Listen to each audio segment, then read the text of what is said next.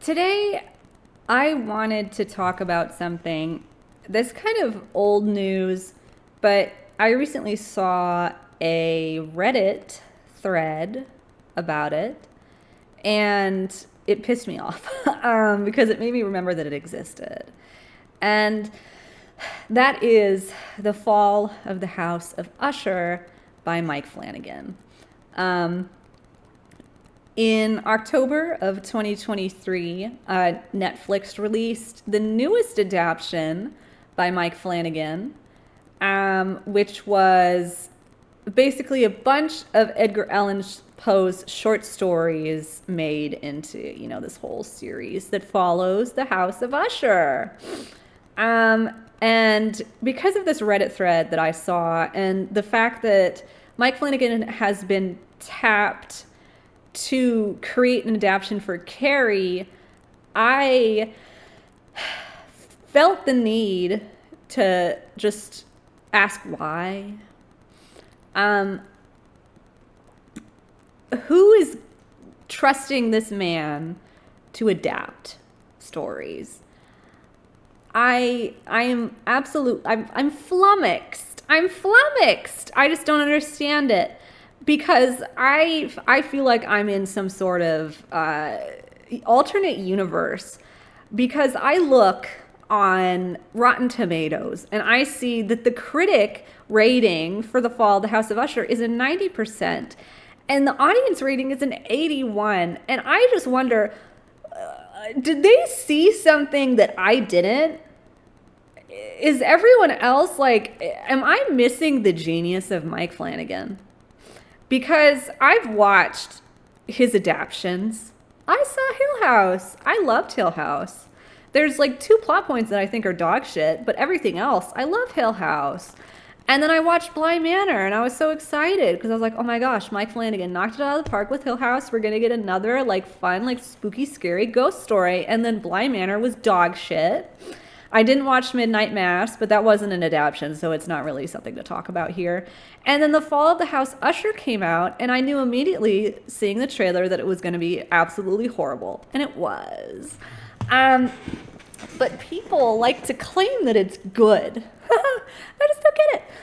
And I'm going to I want to do like a long form video about Mike Flanagan and the adaptions that he's done with, like receipts and like callbacks to the original material and all that kind of stuff. But that's like going to take forever. So this is just my short little rant on the House of Usher because I just don't understand how people think it's good.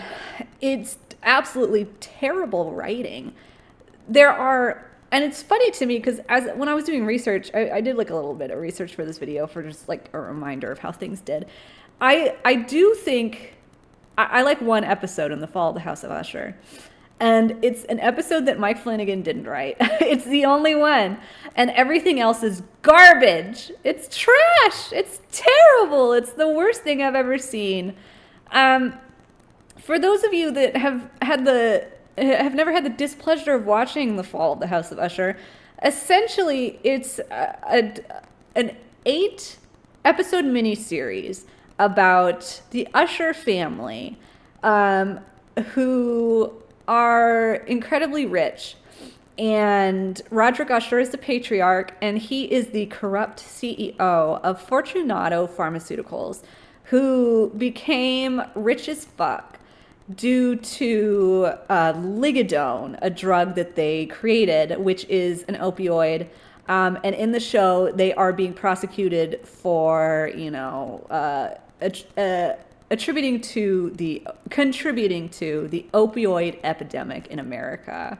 So we're touching on real life stuff, present day things that are happening, which I don't think is a bad thing. But I think the entirety of the House of Usher is Mike Flanagan on his high horse, speaking directly to the audience. There is no subtlety whatsoever. He's basically just like, corporations are bad. And it's like, absolutely, I agree with you, Marky Mark, but you could at least like do good writing about it. Let me read the Lemon monologue because I feel like this is this is indicative of Mike Flanagan's writing. He loves his monologues. He is a monologue maniac. But I never really noticed it in Hill House. The first time I was watching it, because obviously we don't know his style at that point. But now he has 4 miniseries out, and we can see the similarities between them. And monologues are one of them. He likes having the character do like a fun little monologue where they say, they just speak to the audience. And here, let me read it. This is a Reddit thread saying how good this monologue is, by the way. My favorite part. Where Roderick disturbingly restates When Life Gives You Lemons with his own sinister insights on how his form of capitalism works. Okay, so here it is.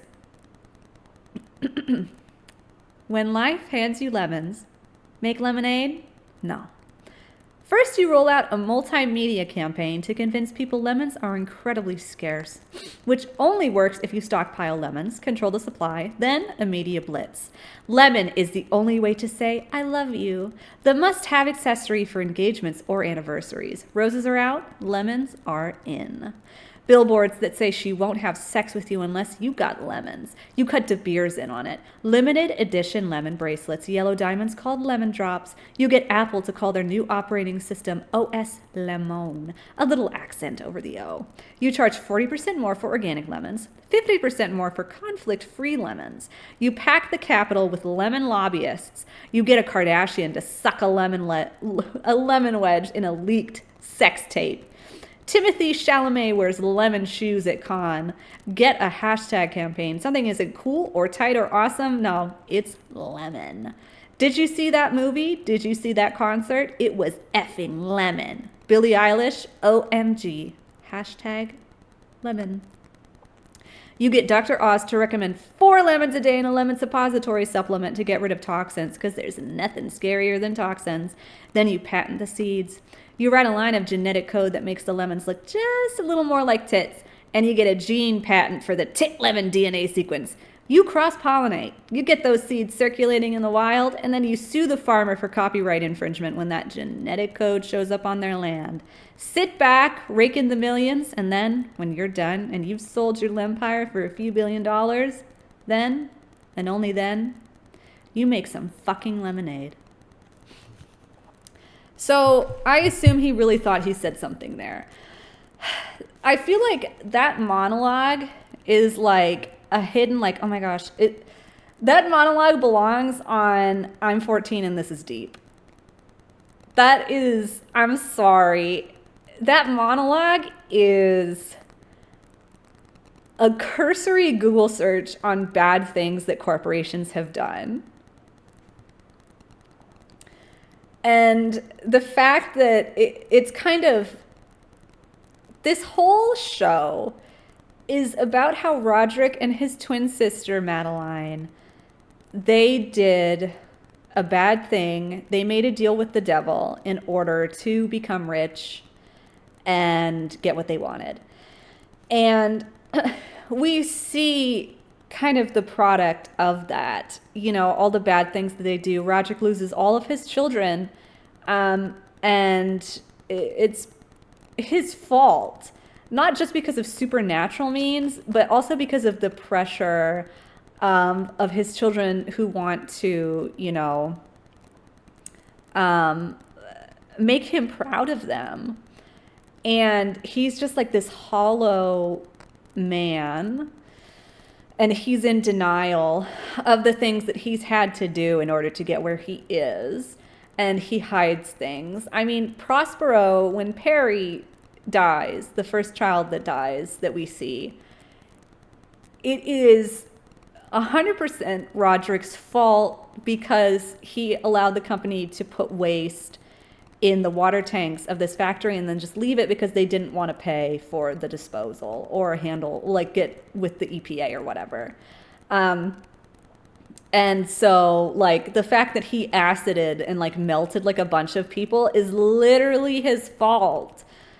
And I feel like if the story kind of went more with that, where his kids die because of things that he tried to hide or tried to do, I think I would like it a lot more. But as it stands, that's basically the only episode where that happens. And then the rest of them is just kind of like, I mean, Victorine kills herself. And I would say Victorine's story is probably coherent. That is the only episode I like, the Telltale Heart episode. I thought it was actually gothic horror for what the aesthetic and everything was for the Fall of the House of Usher. But I feel like she does do it because of the pressure of her father is kind of why she goes crazy and like forces human testing on this heart mesh that isn't like good enough to do it, is because her dad's putting so much pressure on her for her to save him, because if he doesn't get this, he's going to like go crazy and die like his mom did, and he doesn't want that. And obviously Victorine's like his daughter, she doesn't want that either.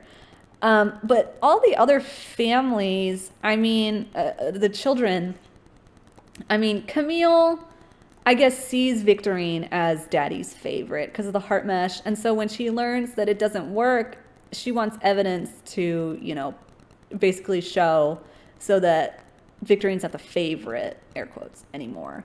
And then she gets, her face ripped off by a chimpanzee, which was funny, to me. And then Leo kills him. He jumps to his death because he's drugged out of his mind, and basically Verna in the cat. But he's drugged out of his mind more so because his siblings are dying. Like, it doesn't really link back to, I feel like, being pressured by his father or because of his father's mistakes. It's for some other reason. And then Tamerlane with Goldbug, I mean, I just feel like there isn't really a thesis to the show besides like, oh, corporations bad, when there should be, or I should say like rich people bad, when there should be, and it should be that Roderick and Madeline literally made a deal with the devil. I shouldn't say literally, but they made a deal with the devil in order to become like the CEO of Fortunato and get this company and become rich. And that should be the thesis. That should be what the story is telling us about, but it doesn't like hit. It doesn't do it very well at all. And that's not even getting into the whole Verna thing. I'm sorry. Why? I think Verna should not exist. I'm sorry. Why do we have the personification of like death or whatever, who's following this family around and doing like basically cursed them? Your family is a collection of stunted hearts whose time has come. I think she's a bad character. I think it really takes the meat out of the story. Like, because all of a sudden, especially when they do like background into her and they find pictures of her with all of these other like corporation, like pictures with these like CEOs, these rich people that have done bad things. And it really like, it's like, okay, so Roderick and Madeline's demise, their downfall, is not because of anything they've done. It's because of like some supernatural entity, some like karmic force that gave them the ability to become rich, and then also is taking it away from them when it desires. And I think it would be a lot more profound and hit a lot harder if the reason that his children died and that at the end they died is because of their own decisions and not because of Verna. And I also hate that Verna like shows up and speaks cryptically and like basically gives the audience like the moral of the episode or whatever, or why someone's dying. It's like way to not let me critically think. And with all the stuff that's coming out about Netflix being like, you need to like have characters tell the audience what they're doing in case someone's not paying attention, I do wonder how much, if any of that was because of like executive like stepping into it, and how much of it was just a poor writing. But there's no way to know, so I'm gonna say that it's poor writing either way, and I hate it. I want to be able to use my brain when I'm watching stories and like figure out like, oh, is this what the author intended? Oh, and I can also see this, blah, blah, blah. I don't want the author to come right out looking to the camera and be like, and you are dying because you are selfish. It's like, whatever. And another nitpick I have with the fall of House Usher, it's not gothic horror. Where is the gothic horror? I saw a review that called it Diet Succession, and it really does feel like that. It's like we're trying to get into like the politicking and like the dynamics of a rich family that are fighting with each other, but it doesn't work really at all, like going into their relationships. Because firstly, we don't have time, and secondly, I don't think that's what the show should be about.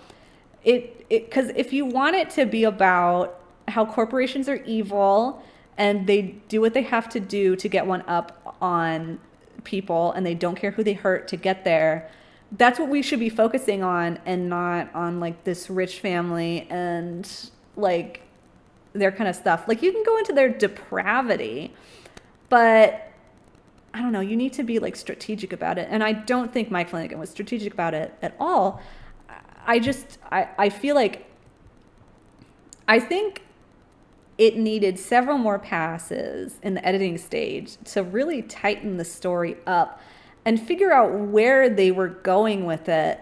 And honestly, I think that Mike Flanagan doesn't need to be making these episodic miniseries, because I feel like he gets too much time in some respects and is like, oh my gosh, I have to fill it. And then he fills it with bullshit that like is pointless. It's just, I think the fall of the House of Usher it's not gothic horror. It's not even a horror TV show. Like, The Telltale Heart is scary, but what other episode is scary? The Mask of the Red Death is disgusting, but it's not scary. When Camille dies, it's not scary. I guess it's a little tense. And then she gets her face ripped off by a chimpanzee. Leo, it's like they were trying to go with psychological horror, but also, can I bring this up? Mike Flanagan has this weird thing, I think, that he does in basically every adaptation that I've seen, where he has to viscerally kill an animal. And I assume it's to make it's to get an emotional reaction from the audience, but it's weird. And he does it to cats mostly. I don't remember if he did it in Bly Manor. I know he did it in Hill House. I know he did it in Midnight Mass, and then he did it in The Fall of House Usher. And I just don't like it, and I think it's fucking weird. And I think he's a little weird for doing it so often. That's just an aside. But I don't think that episode is scary at all. And Verna's not a scary character either. She's kind of cartoonish. I think her character completely destroys the thesis of the story. That's my take. I think the show's bad. I think the aesthetic is off completely. I hate like the futuristic look of like the office and like the CEO and what they wear and their outfits. It's just awful, and it doesn't make me think Edgar Allan Poe at all. I think all of the characters there's not really anything to talk about there. I think the lawyer is cool as fuck. I do like Arthur Pym. I just think he's fun. And I feel like the way that things were adapted, aside from The Telltale Heart, just weren't that great. I think they would have been better if Verna hadn't been there, you know, like I do think the Mask of the Red Death, that episode is creepy, solely because of like, you know, the sprinkler scene. It's like, ew, gross. But when Verna shows up and she like gets all of the workers to leave and it's kind of like supernatural, it's like, okay, whatever. It's fine. I didn't like that, and I feel like it kind of ruined the episode for me. So that's my take. And then Goldbug, I don't understand that episode at all, because I don't understand why Tamerlane killed herself at the end. I mean, I know why she died. She gets impaled by the mirrors, and she's not actively trying to kill herself. But it's like, why is she breaking the mirrors? Because the reason that she kind of goes crazy at the launch is because she starts seeing like the projectors start playing a sex tape with her husband and Verna, and then she's there being her like cuck queen self. And, you know, only she can see it, you know, no one else can. So it's like, whatever. But like, so I understand why she goes, like, I feel like at that point, it's like, oh my gosh, her reputation. Like, she doesn't want people to see that. Her fetish is embarrassing. It probably makes her feel like less than a woman or something. I don't know, that she doesn't seem to want to sleep with her husband or do anything like that. But then she goes home and she starts breaking the mirrors because she sees Verna like taking her place. And it's like, is the cuck queen afraid of her life being cucked completely? Like, is she worried about being replaced? Because that doesn't really fit with what she was worried about at the launch. And I feel like it's kind of like that episode to me, especially because Goldbug by Edgar Allan Poe is not a horror story necessarily. I feel like it's very much a thing of like, fuck, I don't know how to end this. Just do whatever. It felt very rushed to me, and I didn't think it was a good episode at all. And then I want to really touch on the final episode, because that episode to me is insane. Episode 8, the final episode, is...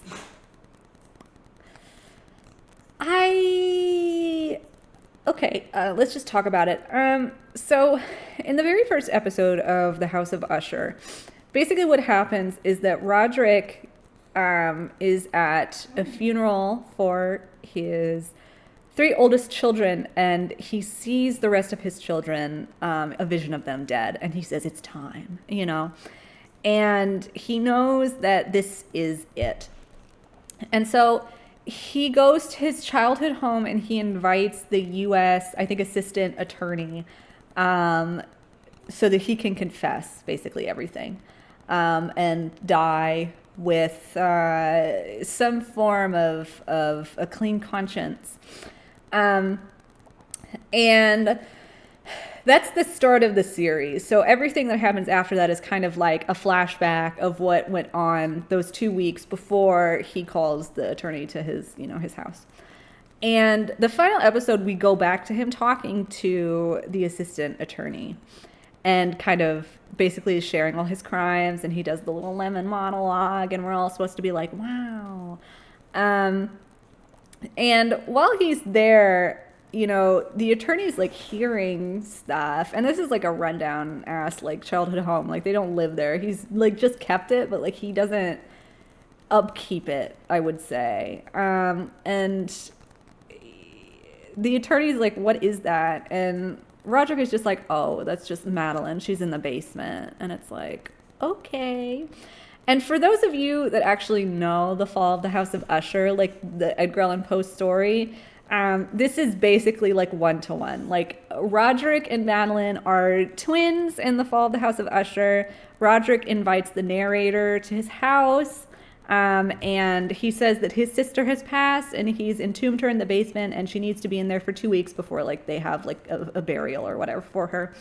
And like they keep hearing noises and things keep happening, and eventually In the story, the sister breaks out of her entombment because she was not dead when she was buried, and comes and basically attacks Roderick, and the house collapses around them. And the narrator makes it out, and it's like, wow, that's crazy.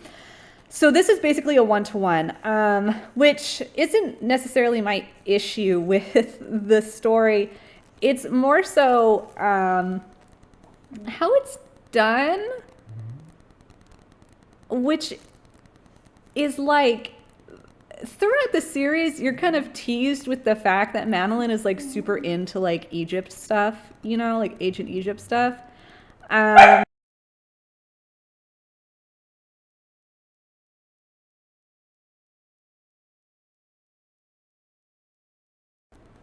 so I think the final episode of The Fall of the House of Usher is kind of like a culmination of everything that's bad about the show and the writing. Um, it's just a clusterfuck. We finally flash back to the impetus of this whole thing, like the start. When Roderick and Madeline met Verna and made the deal with her. And the deal is, so the deal they make with Verna is for wealth and power. And the trade-off is that all, like, the Usher bloodline will die before the twins die. And then the twins will die together. So because of this, Madeline never has children. And Roderick, it's kind of like, wow, it's kind of like fucked up that Roderick has all these kids when he knows that like they're going to die before he does. And like, he just doesn't care. It's like, my man, get a vasectomy or something. Like, I don't, why do you have children? And so whatever. And also like Madeline has like a thing with like Verna, like in the past, it's like they kind of like kiss, and it's like, okay, bisexual queen. Verna, that is. And so that's like the thing that they did with her. She's like death, and she was like at a bar. She had like a bar. It's so fucking stupid. I hate it. I hate it. And Roderick gets to the end, and I don't necessarily have an issue with how they adapt The Fall of the House of Usher, the short story. It's, I mean, kind of like, there's not really any creativity in it, but it's not why I dislike the final episode. There is a part of it that I think is lame, and it's like, it's teased throughout the whole episode that Madeline really likes like Egypt stuff. Like, she has like some stuff from Egypt and everything. And so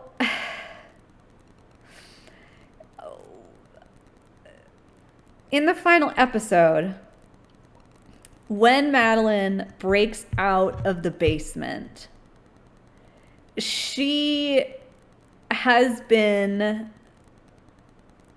taken care of like they do to mummies in Egypt. That being Roderick, because he killed her before the attorney showed up. He killed her, or he thought he did, but clearly she did not die. He took out her eyes and put sapphires there, and then he like removed her organs, I believe is what he says. So when she breaks out of the basement and she's still alive, it's like shocking, and she's like screaming and deranged, and she has sapphires in her eyes. She can't see, she's blind, and she rushes at Roderick and tackles him and begins to like strangle him, and the house begins to collapse around them, which is, like the reputation and like the lineage of the House of Usher collapsing and being destroyed. And that's kind of, it's really similar to the short story. Like I said, I don't have issue with that part. I think the Egypt part is kind of like a weird twist and kind of lame. The part that I kind of don't like is that they basically do this twice, and I assume the whole thing is like a cycle of violence type thing, because in the very first episode we see Roderick and Madeline's mom. She died and she was buried, but she wasn't actually dead when she was buried. So she basically crawls out of her grave, and she goes to the house of their biological father, who was the CEO of Fortunato at that time, and she kills him by like strangling him to death. So it's kind of like a mirror. It's a bookend, the first episode and the last episode, where their mom kills their dad in the same way that Madeline kills Roderick. Which kind of interesting, but I feel like the cycle of violence thing, I think, is kind of a loose interpretation, and I don't think it hits because we don't know much about their biological father besides the fact that he was the CEO of Fortunato and he cheated on his wife to make them, obviously. And then the rest of like the series is, like I said, about Roderick and the depravity of him and his family and kind of rich CEOs type stuff. So I don't think it really hits. And I just feel like the last episode is a miss. They're trying to make a lot of things come together that just don't really fit, like Verna and us finding out that she's like this death trickster figure who's kind of doing everything behind the scenes. And she even offers, like, I guess the lawyer is like, Arthur Pym is like a badass. I love him, and I think him and Verna should have had a thing. Sorry. And he's done like some bad stuff, and she offers him, she's like, hey, I will give you immunity from getting arrested for the bad things that you've done. And he like refuses to take the deal. He's like, no, I don't want your deal. And it's like, okay, like, what is she? Like, is she God? Like, I don't understand who she is. This like weird, strange figure that is like pulling the strings, this like karmic entity. And I don't like it. She doesn't have rules. She makes the story, she immediately takes away the grounding of the story. I feel like she ruins the genre. The fact that she's in there and the way she's written, she is not gothic horror to me. I am sorry. And I just don't think she's like interesting as like a Grim Reaper archetype. I'm sorry. My main criticism with the story, besides the generally poor writing and the fact that it's not gothic horror, is Verna. I feel like this story would be so much better if she did not exist. That's my hot take. And I barely even want to bring up the whole AI thing and the Lenore, the final scene where he's getting all these texts and the U.S. attorney is like, do you need to check something? And he's like, oh, it's just my granddaughter. And it's like, yeah, it's his granddaughter who is an AI because she's dead, because Verna killed her already. Like, it's like, why is she an AI? And she's sending Nevermore. Like, that's what she's sending over and over again. And it's like, oh my gosh, we get it. It's an Edgar Allan Poe thing. He said the Raven, Nevermore. Oh my gosh, Lenore, that's so funny. That's so funny and like creative and like crazy. And it's like so good and awesome. The Fall of House of Usher is mid. I give it a 3 out of 10. I think it sucks ass. I don't understand why people like it. And this is my rant about the House of Usher. And I will be back with a long-ass video where I go into depth and I use my English degree for what it's worth. But I just had to get this out here because I keep seeing these little Reddit posts of people being like, oh my gosh, like, did you see like Bly Manor? Did you see like the Fall of the House of Usher. What a crazy scene. Do you think like this connects to this? And I'm like, it doesn't, because Mike Flanagan can't write. He can't do subtlety. He can't do gothic horror. He can barely do like ghost horror. And it's a bad show. It's a bad show. So thanks for watching, guys. Fuck. I'll be back again with a video of something that either pisses me off or I really liked. Probably Nosferatu apparently comes out streaming next week.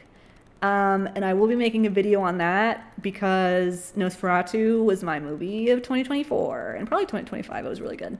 But until then, thanks and have a good weekend.